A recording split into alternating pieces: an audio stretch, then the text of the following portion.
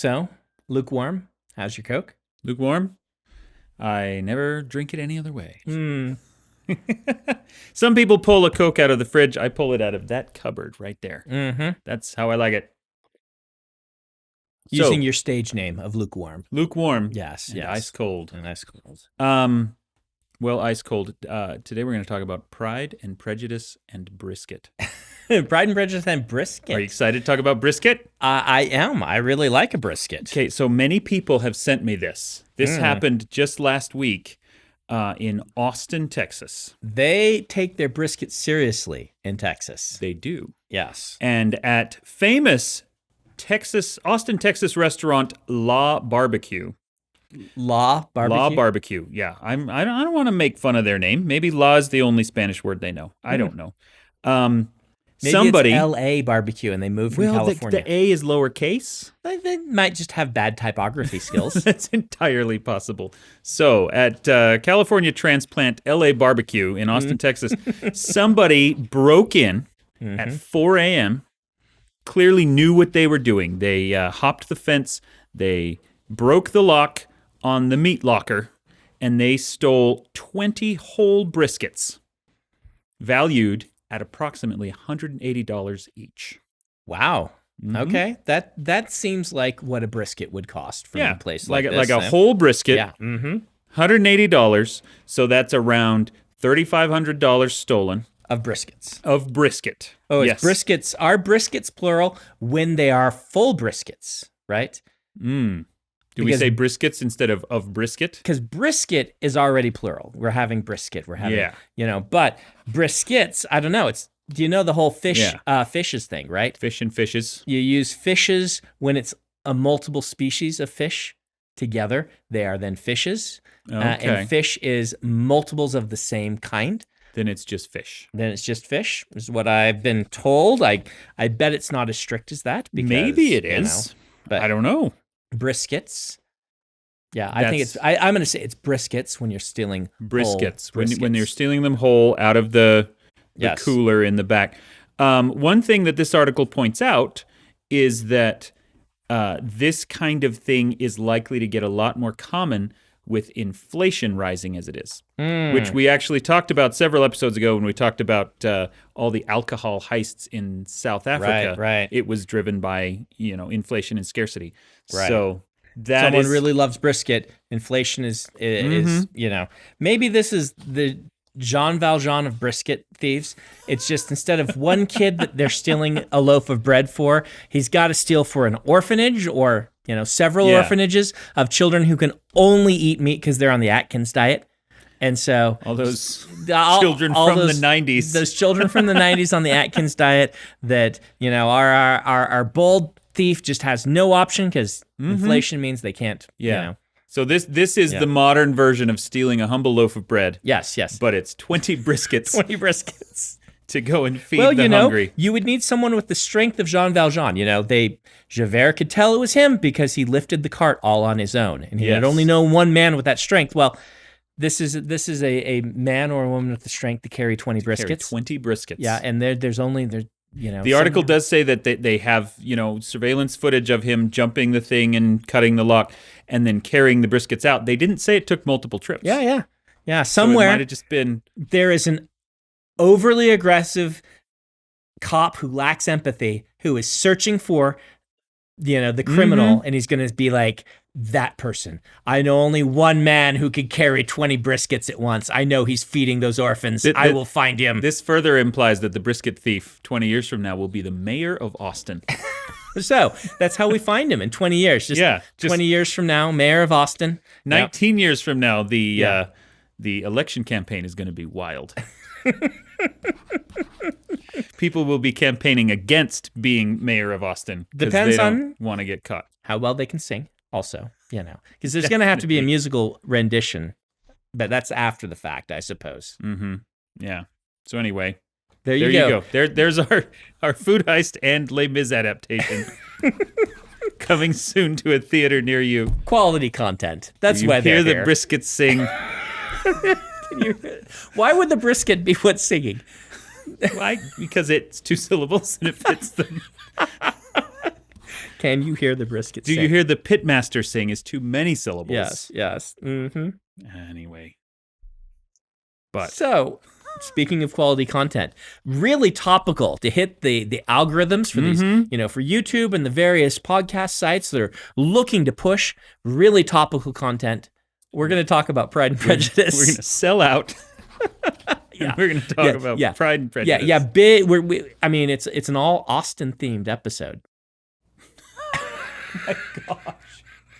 I wish I'd done that on purpose. Yes. Fully Austen themed episode. Fully angry at you for pointing it out. Big Austen out there. The Austen lobby has come, and they heard that we're taking sponsorships now, which we have done, and they secretly want. We're just pushing for Austen to sponsor our podcast. Yes, yeah. Whether the city or the literary society. Yeah, or some random dude named Austen. There's lots of them. Yeah. We're happy either way. Yeah. So, Pride and Prejudice. Where did this come from? So you, your employees, had a couple of weeks ago a Pride and Prejudice marathon. Yes. Right? Mm-hmm. And I actually helped plan this a little bit because I happened to be in the room when they were talking about it. Yes. And I made sure that they included the Bollywood one. Yes. But they watched, if I remember correctly, the 95 miniseries. BBC. Yep. The 2005 Keira Knightley movie. Yep. The Bollywood movie Pride and Prejudice. Yep. And Pride and Prejudice and Zombies. Yes. Am I missing any? Nope. Those were the 4 that they watched. Okay. Now, deliberately left out, there is a local Provo made Mormon themed Pride and Prejudice. Which I remembered after I looked it up. Oh, I have watched this. I have seen that one as well. Yeah. Also, let's see. Are there any other? There's no other major ones that are left out of that list. No, in fact, prior to the Keira Knightley in 2005, the previous feature-length movie, was 1940, right, with Greer Garson. And I've actually seen some of it, not the whole thing. There is another sort of miniseries that's black and white from the early ages of cinema, which is awesome because they don't do period costumes because they just didn't have them. So everyone's in these Gone with the Wind dresses and things like that. And yet it's Regency. It's great. It wasn't like they adapted it to a modern day setting intentionally. No, they just what they had. They just used what they had on hand. Which is cool. I've seen some of that one, but we're not going to consider that one in the contention because we decided, Dan and I, we had seen all of these except Dan had not seen Pride and Prejudice and Zombies. I had not previously seen it. I have since seen it in preparation for this episode. That Dan did homework for this episode. You should all feel very, very, very lucky. You should thank me personally. Yes. With brisket, because. Spoiler warning, I did not enjoy that movie. Hey, man, these episodes are so much more interesting when we argue. You're supposed to love it so that Did you not like it either? I didn't like it either. It was so boring. It was, I don't know how they managed to make that concept dull, but they did it, and I'm proud of them. I'm in the minority. Working hard. Everyone else in the room seemed to really like it. Really? Yeah. And they parted. I watched it with my wife. She certainly liked it more than I did. Adam, our producer here. He watches every year. It's one of his favorite movies. He's not here tonight. He has fallen in my estimation. Yes. So we were.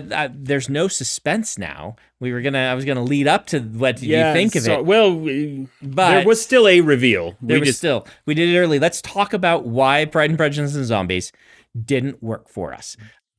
I want to mention that it has one really, really great scene, and that is. I also think it has one very good scene that I loved. I don't know if it's the same one. I'm interested to hear. I think that the proposal scene, Darcy to Elizabeth, where they fight, is actually a fun take on the the whole Zorro when they're in the parsonage and they're going back and forth. Now that's mostly for camp reasons, but I think that it is making good on the premise of that they are warriors as well as Yeah. For me, it was the very first ball. Okay. Where they come back in, where the action they shot. realize, and then they do this kind of slow motion thing, and it's all the Bennett sisters filing in perfect wedge formation. Yes, and killing proper zombies. Regency dresses, and then they pull out katanas and rifles and things, and they go crazy on the zombies. I'm on board with that scene. Yeah, I think that was a very well done scene.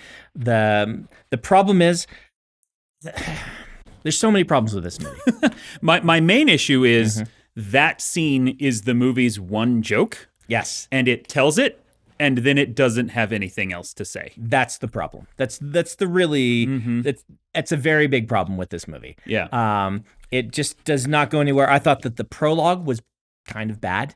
Where Darcy, because like you need it to set things up, but like making Darcy that heartless misses the point of Pride and Prejudice. Yes. Where his soul, he is a good person who is misunderstood.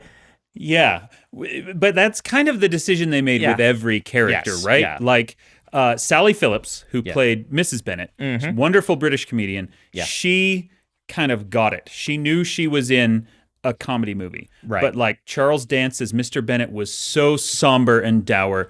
Darcy was doing like the Christian Bale Batman voice the whole time. And everyone went over the top with, well, this is the grim and gritty one. And no, it's supposed to be the funny joke one. Right. Matt Smith got it. He was great. He was fantastic. Sally Phillips was great. I will watch Lily James in anything. Yes. And I thought she did a pretty good job. The whole cast is really, really great. And this is part of why I actually didn't like it.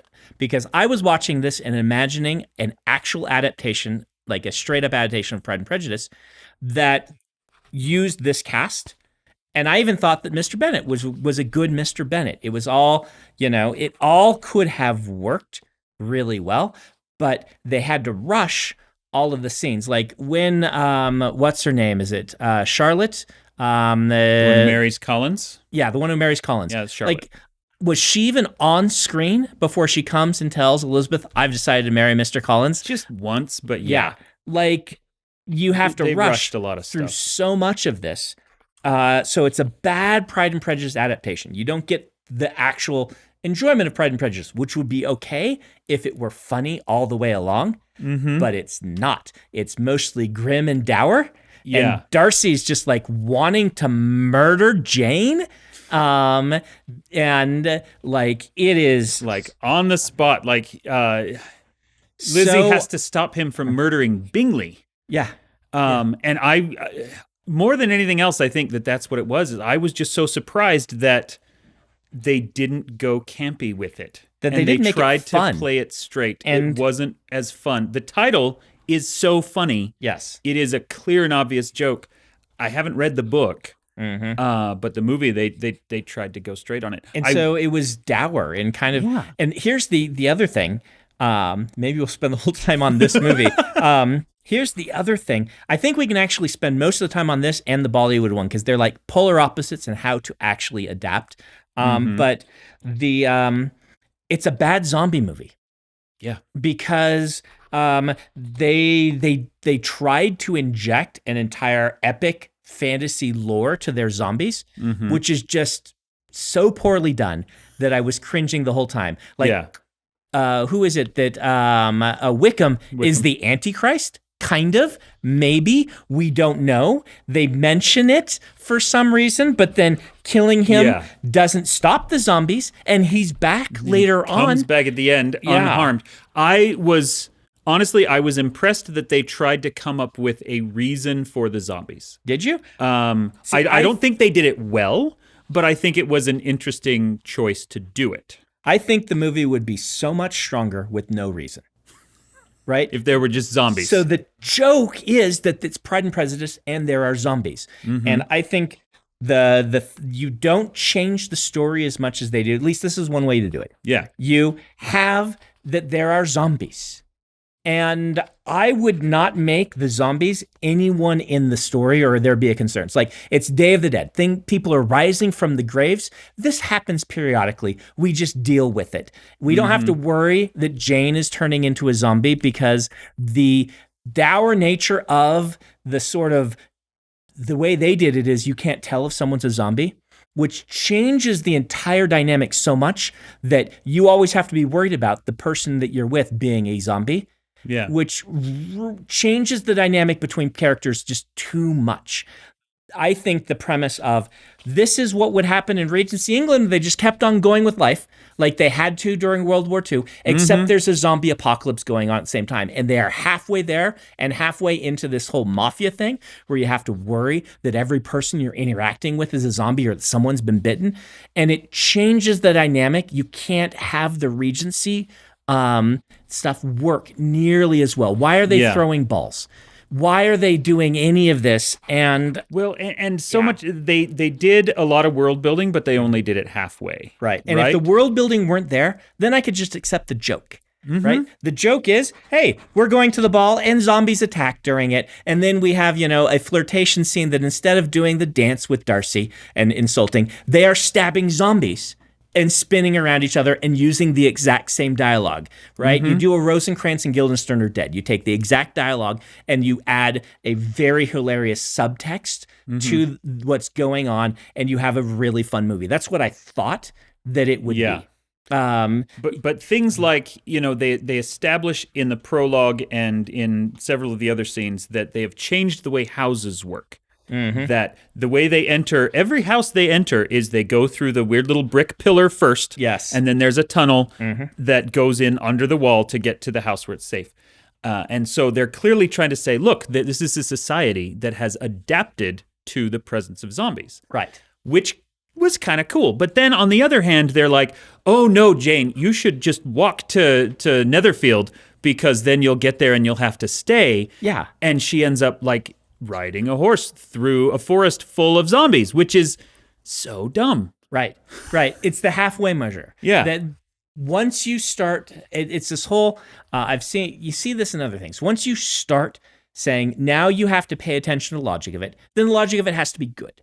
And you can totally do that. You could do a version of this where the logic was solid, you rewrote everything. In fact, I've seen, this is Lion King, right? This is when you say, I'm taking this source material and I'm adapting it so strongly to my idea that I'm considering all the angles and trying to make a version of, that becomes 10 Things I Hate About You, or becomes, where you take an old thing and you make it new. And they didn't do that. They kept so much of the original that doesn't make sense with the context of the world building that it was just farcical and I couldn't pay attention to it, but they weren't making it jokes. It's not a joke. Like if they'd been like, we'll send her off, and then there were some wink at the audience that that this is the dumbest idea ever and everyone is super stupid, then maybe I'd laugh. Yeah, or even if it's just like they don't realize it's a zombie apocalypse, they just think that there are some zombies. Right. And so every time they kill them, they're like, well, glad we got rid of the zombies. Yeah. And then the next scene, there's more of them again. Yes. Like, okay, Jane found some when she walked to Netherfield, but I'm sure there's no more. Lizzie, you go walk to Netherfield. Yeah. And then it's a joke, help her out. Right? Then it's funny. And for all I know, that's how the book is. I haven't read it. I don't want to bash the book, but the movie did not work for me at all. So Bride and Prejudice, which is the Bollywood one. So I have to correct you. It's not Bollywood. So it is a British director of Indian descent. Okay. Who made a very Bollywood inspired, but my friends who are Indian would want me to point out wasn't filmed. No, that's it's absolutely worth pointing out. Yeah, it is a British production with a Bollywood aesthetic, using a lot of high class talent from India, but a lot of high class talent from London as well, from the UK, and kind of weaving these together. It's the same director who did Bend It Like Beckham. Fantastic director. She's great. So Yes, Just to be pedantic. thank you for that. Yeah. That is worth pointing out. Yeah.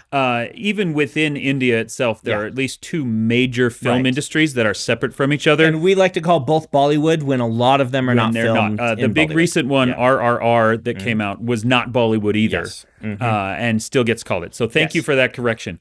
Do you watch a lot of So Indian movies? I do not watch a ton. I've seen a couple. I Okay. actually want to do a movie night where we watch some of the favorites from some friends who are from India and have them show that'd be so cool. I can learn some more. I know enough to understand the aesthetic and things like that. Bride and Prejudice might be my favorite of the four. of the ones you've Yeah. seen. Okay. Now, it's hard for me to say because I went to the Keira Knightley one with my wife on our second date. So there's a certain special sense to that one. And the 1985 one is the only one that isn't rushed. 95. 95, sorry. Yeah. The 95 one is the only one that isn't rushed and doesn't have to cut out big chunks of the story. So they all have their own thing, but the Bride and Prejudice, the Bollywood, we'll call it the Bollywood one, but we mean Bollywood inspired. Yes, Bollywood inspired. Is such a brilliant way to adapt something that I just want to gush over how good a job they did. And I read reviews when it came out that called it lazy or things like that. So, just, slap on a veneer of India. No, this movie is taking the sort of the prejudice and the pride and is adapting it and applying them to modern race relations. Yeah. And that is genius. And it works so well because in the original, it was all about class. Yes. Right? Like your little country family, Yes. However nice you may be, and every iteration shows them at a different economic level. But they're definitely not Bingley and they're not Darcy. Yes. And this one changes that to be more about race and less about class. Yeah. It's about an American who thinks lowly of rural India and a woman who loves her culture and her people and her little rural city and thinks very poorly of him for being like that. And one of the things that I like about it, because, like you say, you have to make Darcy still likable. Yeah. He doesn't dislike India. Yes. He just looks down on it in that kind of microaggression sort of way. Yeah, exactly. Where he doesn't take it seriously. He doesn't know it well. Once he gets to know it, his opinion changes. Right. And he realizes, oh, I have had these kind of unconscious biases that I need to correct about myself, which was very progressive for 25 years ago or whenever it came out. But just a really cool way to take this text and add something new to it. I love a lot of things about this movie. I love their Collins, right? Their Collins is so good, and their Lydia. This is the only time I've ever loved a Lydia in any version of Pride and Prejudice. Yep. She's actually my favorite character in this one. Is she? She's so funny. She is pretty everything funny. that she does. But their Collins is like, he's likable. Like, I liking Collins, even though I could see that it would be a disaster to date him, right? Yes. And he's clearly a mess. Yes. The way they do it in Bride and Prejudice is he's the one who went off to America. Yes. And so he comes back and he just has very weird, obnoxious attitudes about things and he's very funny. It's a really brilliant thing to have Darcy be a hotel magnate, right? Is that magnate? That's how you say it, right? That, instead of owning Pemberley, he has these hotels, which are kind of the, with all these rooms and all this space. And they combine his mother and his aunt into one character, right? So his mother is the Lady Catherine de Bourgh, which is a good simplification. And having Collins be this little flunky who's just so in love with this family who has gotten so successful and is a bootlicker to them works so well as that same dynamic. It works. It all just really works. Wickham is the one where I'm not 100% sure on. and I like their Wickham. I like, for instance, that the solution in Bride and Prejudice, good update, is not Lydia married him, so now it's okay. So now it's fine. Yeah, it's okay. Darcy gave him some money. He married Lydia. They'll be happy, I'm sure, right? Mm-hmm. A nice update being, no, we got Lydia back, and and we doesn't he end up getting arrested or actually criminalized for something? That. Yeah. He is the least likable Wickham of any of the four, and that is hard for me to look at objectively because I don't like him at all. He's this kind of beach rat. Surfer backpack across. guy. And the thing is, the only reason that I'm kind of unsure on him is they really play up the Elizabeth and Wickham relationship in this one. And of the 3 movies, it's the one where they have the most time, her and Wickham together, and you can almost understand. But the whole time he's making eyes at Lydia and doing all this stuff, and you're like, you are such a slime ball. So I don't know. Well, and I do like the way they portray him as, because in the beginning he's much more accepting of Indian culture than Darcy is. Right. And then it eventually comes out that he's just kind of fetishized and exoticized it and still doesn't really understand it or appreciate it in a non-racist way. Which is a nice foil to Darcy in that sense. I guess we can't spend the whole episode just on those two. Just on those two. Because there's not much more to say than if you haven't seen Bride and Prejudice, it's great. Music. What did you feel about musical interludes? It's so great. I actually watch Indian movies all the time. I have seen dozens of them. It is one of my very favorite kinds of movie to watch. And so if you end up doing let's watch some Bollywood and other Indian movies together, I would love to be a part of that and suggest a few. Excellent. I will also add, arguably the biggest movie star in the entire world, Shah Rukh Khan. I've seen him in person. Have you? Is he the guy that in the famous clip reaches, that the truck flies over his head and he reaches in and grabs the guy and slams him down? Oh, that might be him. Is that from Raw 1? I don't know. Or I don't know, because there's a couple of kind of over-the-top action movie scenes that get passed around. Shah Rukh Khan, he has a movie called Jab Harry Met Sagal, which is just a romance where he is a tour guide in Europe that takes groups of Indian tourists around. And they happen to be filming the scene in Budapest when I was there for a book tour. Nice. And so we went up to look at Budapest Castle and saw a film crew, and I managed to get a surreptitious photo of him as he walked right past me, and I was like, that's Shah Rukh Khan. Nice. But yeah, I love it. And so I really enjoyed the music. Yeah. I thought the music was good. The music is great. No Life Without Wife, I think, is my favorite of the songs. Yep. But all of them are great. Yeah. Yeah, even the snake dance. I love that movie. Yep. For those who haven't seen the movie, which sister is it? It's not. It's always Mary who's Mary. the weirdo. That's it, Mary. Yeah. In the books, it's like, hey, play piano for us, piano forte, and she tries. And in this, instead they're like, dance, do your dance, and she does a cobra dance. Does a crazy cobra dance. Yep. Which is probably a very cool dance, but she does it wrong. Like, the whole joke is that she is doing it in a hyper serious, over the top kind of way, which is very typical Mary Bennett.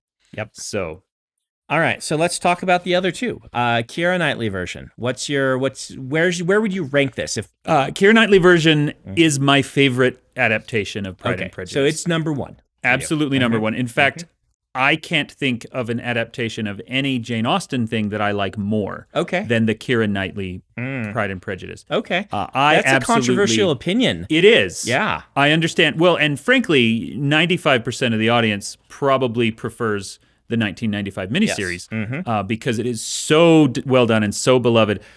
I don't actually like it very much at all. Okay. Ooh. Is it below Pride and Prejudice and Zombies for you? No, not at all. Okay. I thought we were going to get some spicy takes. No, not quite that spicy. If I were to rank these four, it would be Keira Knightley, and then Bride and Prejudice, and then miniseries, and then, somewhere off in the corner would be Zombies. Okay. I would flip the first two. Really? But I seem to rank the 95 one higher than you do. It's just that I cannot separate the Keira Knightley one from the fact that I went there with my wife on our second date, and we watch it periodically as kind of our movie, because our first date was a play, HMS Pinafore. And the second one was like after we both knew.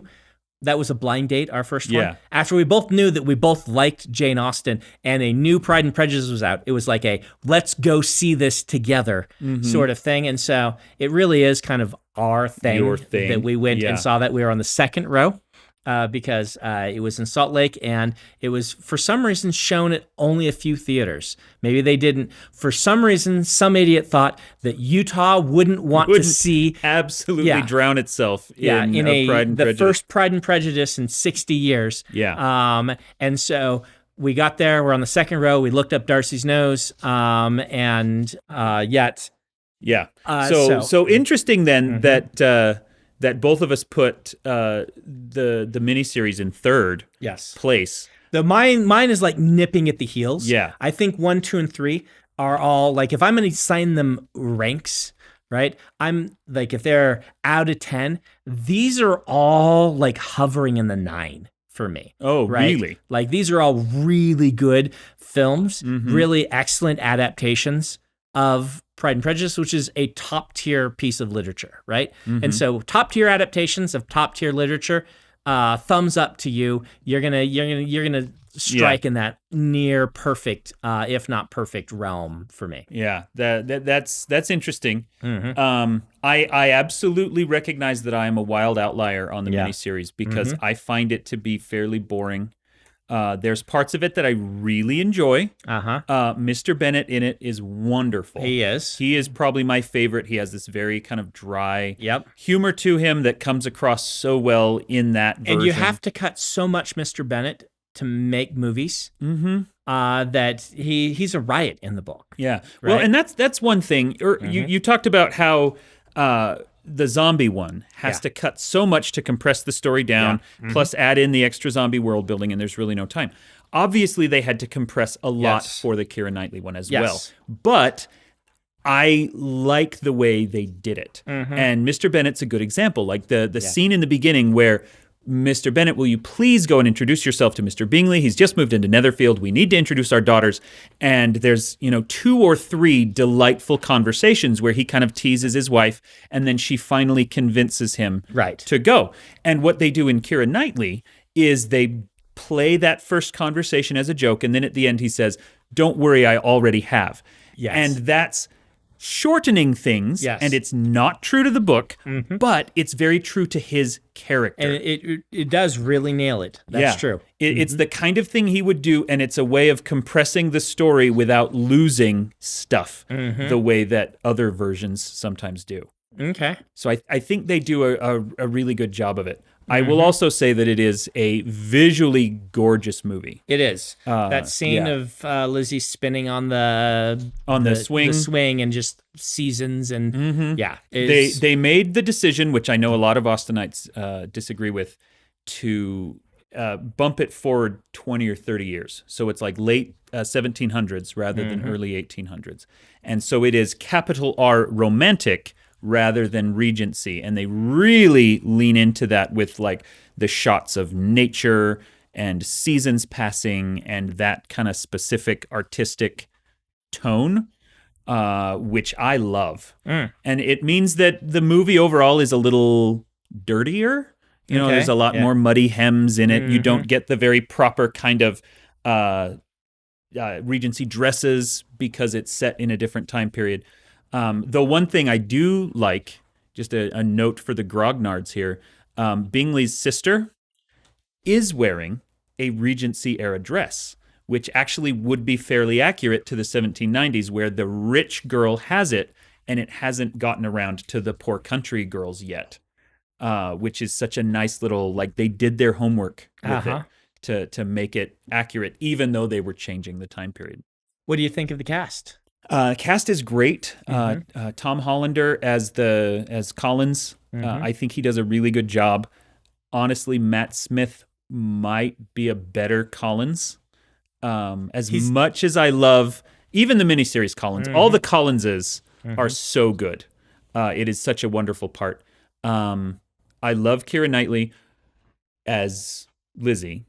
One problem that I always have with every version of Pride and Prejudice is that Lizzie, like, Jane is supposed to be the hot one, right? Yes, I was going to bring this up. Like, it's really, in the Bollywood one, it's like they've got two just absolute models playing the two parts. Jaw-dropping. Yeah. The woman, and I can't remember her name, the woman who plays Lizzie in Pride and Prejudice is considered one of the most beautiful women in the entire world. Yeah. And so Jane is supposed to be the hot one, but she rarely is more attractive than Lizzie because Lizzie's the main character. Yeah. And so in the Keira Knightley, as attractive as she is, Rosamund Pike, like, okay, I see now why she is the glowing jewel that everyone talks about.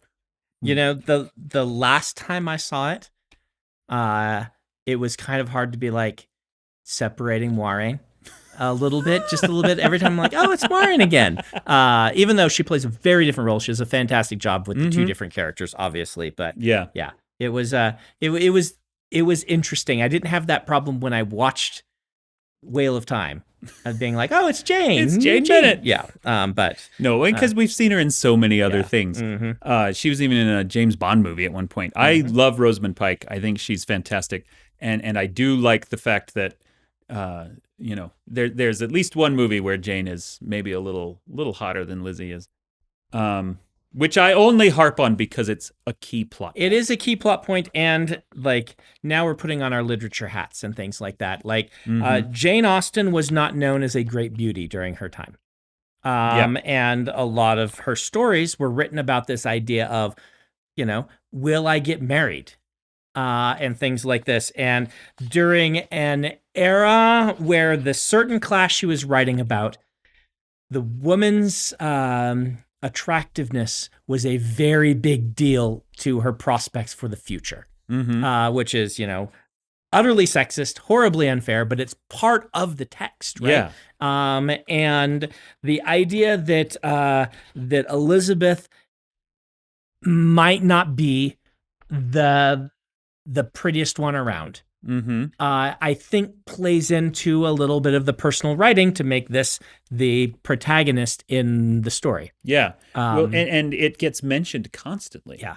Mrs. Bennet several times, will say in public with Lizzie right next to her, Jane is my most attractive, but the others are okay. Yeah. And Lizzie's like, Mom, I'm right here. Yeah. And so it was a big part of the culture. And a big part of everything. Yeah. Other casting, Matthew McFadden as Darcy.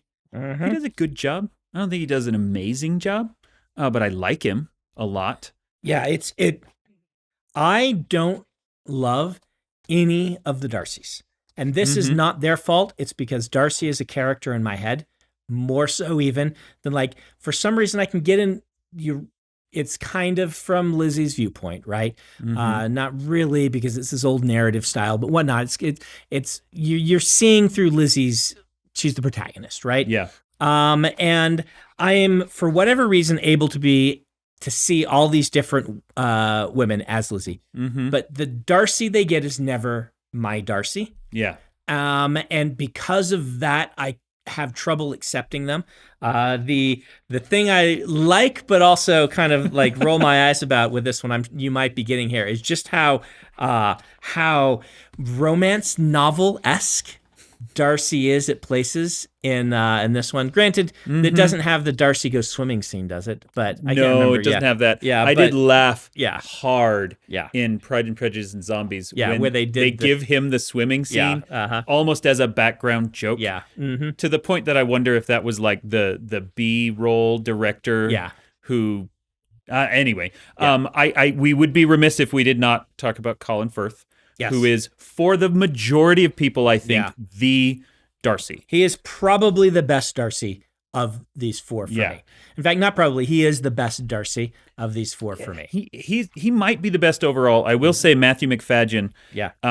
In the second proposal, or maybe the first proposal scene, the one where in the Keira Knightley version they're in the rain in like this colonnade, and he comes up and he's like, "Against my better judgment, I love you," and then they yell at each other back and forth. He does the best with that scene of any of them. Yes, but that scene is also so wildly inaccurate. I love it, but like... Oh, it's not accurate to the books in any way at all. Not even to the soul of the books, right? It's more for a modern audience. This is why I say the romance novel.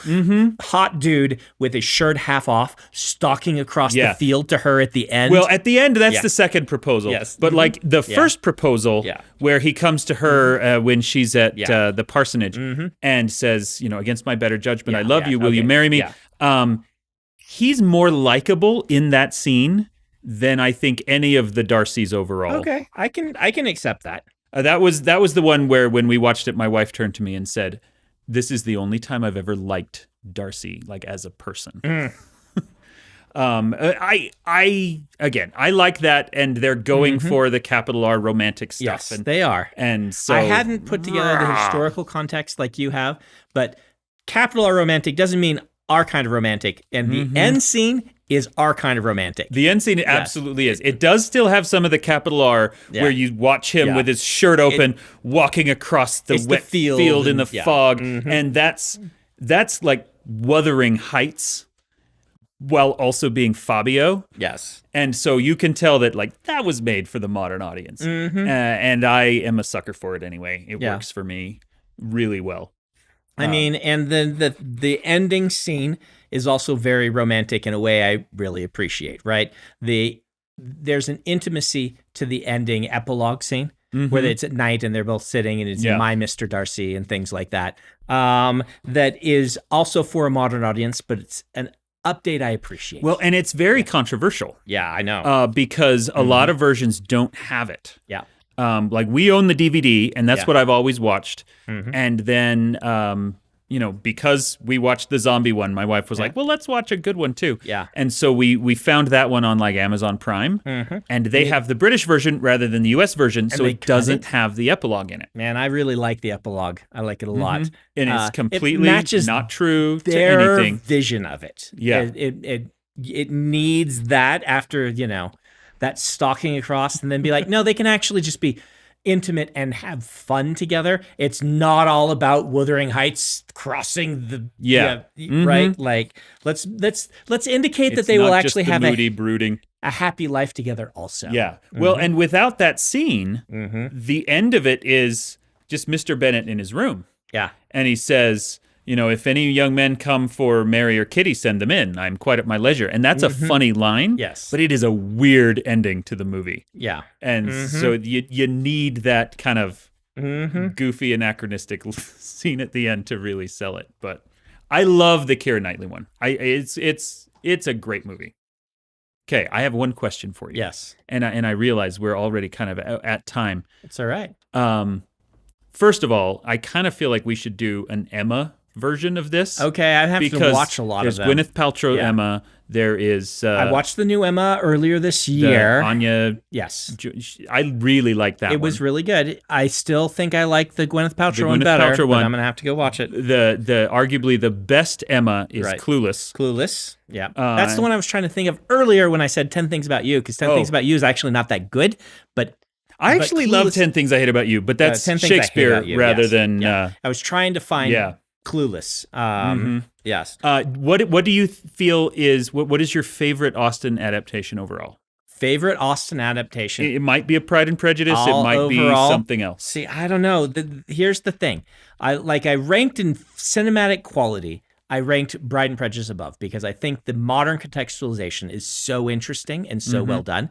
But if you have to say favorite, I'm probably going to go Keira Knightley one because I went there on my second date. It's, right? My wife has the soundtrack playing periodically, and I'm like, ah, such a pretty soundtrack too, and things like that. But I would have to go watch the old Gwyneth Paltrow Emma, and I would have to go watch Sense and Sensibility with Snape. And I would have to see the new Persuasion, which I haven't seen yet. Yeah. And I actually, this is another controversial opinion. I love the new Persuasion. It's controversial. I'm hearing a lot of my friends who like Jane Austen like it, but online I hear everyone hates it. It's not faithful to anything. But as we have discussed before, unfaithful adaptations are kind of my jam. Right. But there's a Billy Piper Mansfield Park that is fantastic.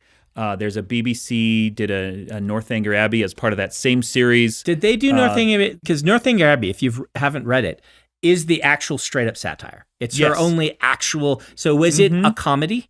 It was done as a comedy. It is Austen doing satire of Gothic horror. Yes. And this BBC one, like I keep wanting to say like Lee Pace was in it. He's not in it, but it's a guy who looks like him.